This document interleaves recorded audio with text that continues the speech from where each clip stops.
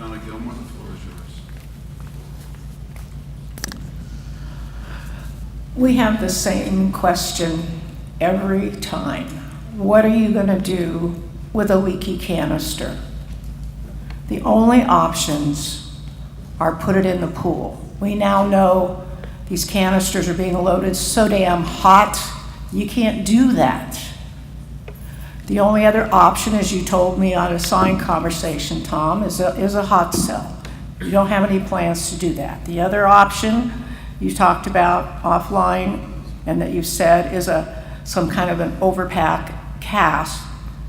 There's no thermal analysis done for that. No one has approached the NRC to do that. We've got 15-year-old canisters here. The only plan that I know you're actually doing is you asked Areva, your vendor, to no longer have to report the radiation levels coming out of the outlet air vents. The only possible reason to not share those levels is to hide them.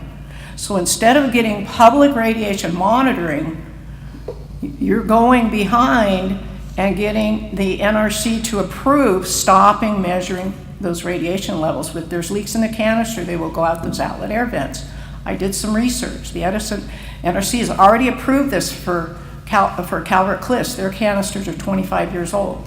So the real plan, guys, everybody, the real plan is to hide the leaks. Southern California Edison is the company that ran the first commercial reactor in the country, Santa Susana. They brag about that. What they don't tell you is that reactor leaked into the community in Simi Valley.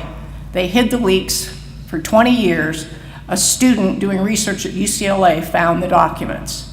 So they have a history of hiding leaks. The 17-day was hidden. They told us it didn't release to the public. So they have absolutely no intention to do anything. They know these canisters can leak, and what do? They buy more of them. These were not designed to last. Forget talking about transport. I want to know what you're going to do when those canisters start leaking, and we have no answers. The only option is to buy thick wall casts. Take that trust fund money, take that $4.3 billion and do it right. Get the thick cast so we can sleep at night, so we can live in Southern California.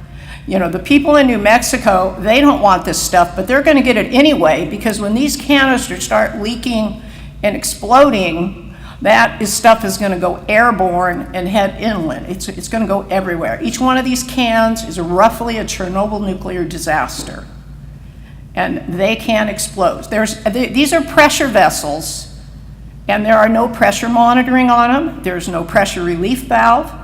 The 3 Mile Island cans had that. So you don't even have that on these containers. When you're loading, you know the pressure when you put the helium in. But after that, there's no monitoring at all for pressure. The NRC gives exemptions from mechanical standards. So I have a handout if anybody didn't get it.